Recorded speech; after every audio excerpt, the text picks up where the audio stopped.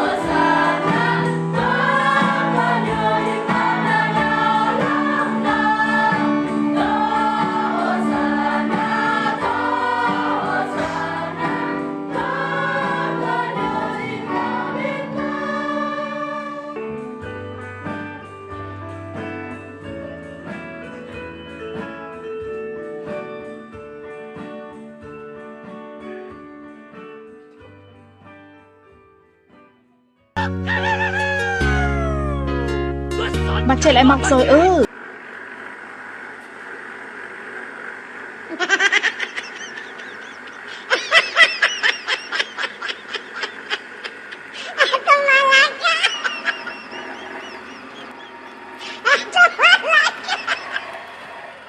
Trời, ghê chưa?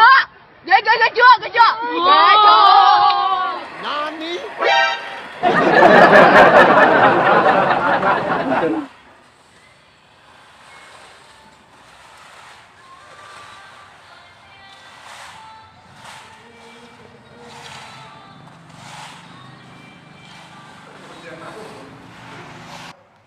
Katanya Pak Kajeng ya. Pencuri mah tahu ya Pak ini.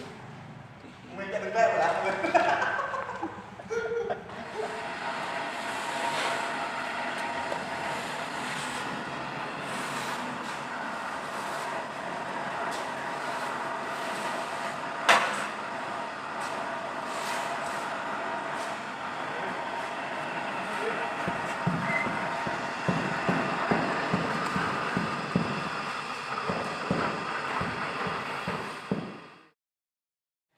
nhung cả la này ta Lên khá đạn.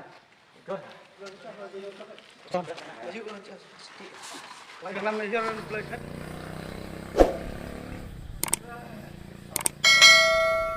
Người đẹp, người đẹp.